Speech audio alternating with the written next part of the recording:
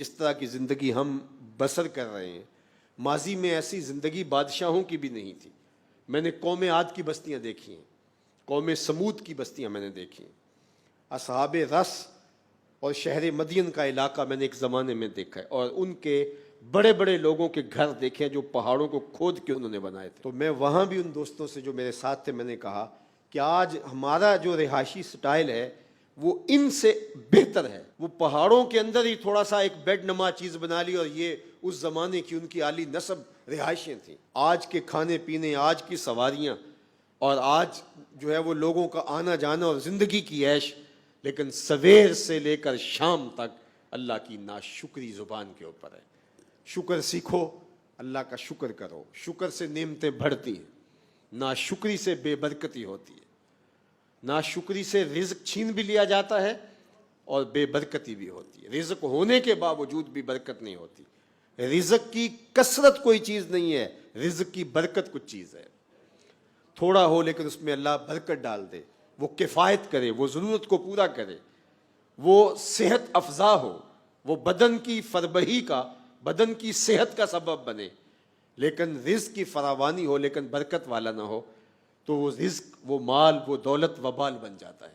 اس لیے اللہ سے رزق مبارک مانگا کرو۔ میں تو جب بھی دعا مانگتا ہوں تو یہ عرض کیا کرتا ہوں، اللہ رزق حلال، رزق وسیع، رزق سہل، رزق مبارک اور رزق فراواں عطا کر دے، جو سہولت سے مل جائے۔ ہماری زندگی کا مقصد سویر سے لے کر شام تک روٹی روزی کمانا ہی نہیں ہے۔ زندگی کے مختلف حصے ہیں، ہم نے اللہ کو راضی کرنا پہلی ترجیح ہے، اس کے حکام کے مطابق زندگی گزارنی ہے، یہ ہماری ترجیح ہے۔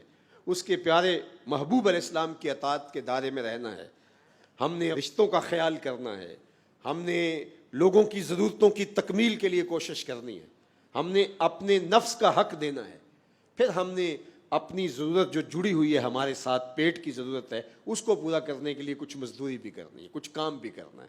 وہ کوئی دفتر کی مزدوری ہو، وہ آپ دکان پہ مزدوری کر رہے ہو، کاشتکاری کر رہے ہو، تجارت کر رہے ہو، جو بھی کر رہے ہو، جو آپ کو میسر وسائل ہیں اس کے مطابق۔ لیکن ہم پیدا اس لیے نہیں ہوئے کہ ہم جو ہے وہ پیسے ہی کمانے کی مشین ہو۔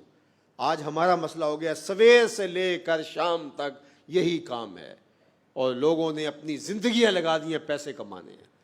بچہ جوان ہوتا ہے تو پیسے کمانے لگتا ہے، اس نے گھر بنانا ہے، اس نے یہ بنانا ہے۔ ہم تو جو رب کا خاص وقت ہے نماز، اس میں بھی سوچ رہے ہوتے ہیں دکان پر گاہک نہ کھڑا ہو، تو پھر اس نماز میں کیا نور آئے گا؟ جس نماز میں کھڑے ہو کے ہم رب کے نہیں ہیں، رب کے سامنے کھڑے ہو کے بھی اس کے نہیں ہیں، تو دکان پہ اس کے کیسے ہوں گے؟ اسی لیے ہمارا معاشرہ مسلمان کہلانے کے باوجود اسلامی نہیں ہے، اس لیے کہ ہمارے سجدوں کے اندر بھی خیال غیر اللہ کے ہیں۔ سجدہ تو اقصی غایت التذلل والخشوع، سجدے میں تو سب کچھ ڈھیر کر دیتا ہے بندہ، پیشانی بھی رگڑتا ہے، ناک بھی رگڑتا ہے، اعضاء بھی زمین پہ رگڑتا ہے، اور کس طرح گر جاتا ہے، اور گر کے کیا کہتا ہے؟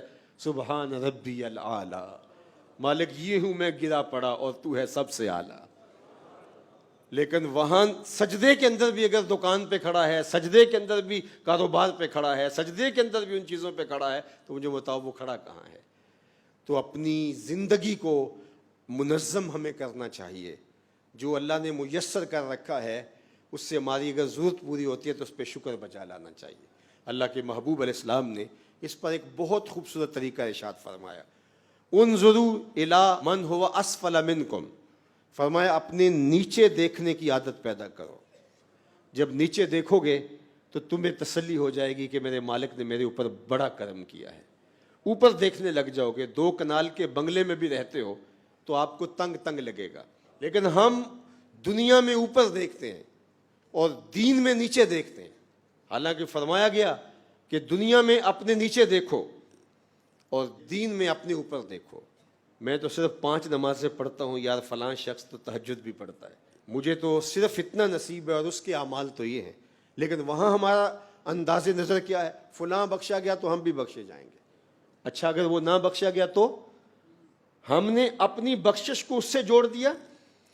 تو یہ ہمارا طرز زندگی ہے، ہم اوپر دیکھتے ہیں دنیا میں اور نیچے دیکھتے ہیں دین میں۔ ہمیں اوپر دیکھنا ہوگا دین میں اور نیچے دیکھنا ہوگا دنیا میں۔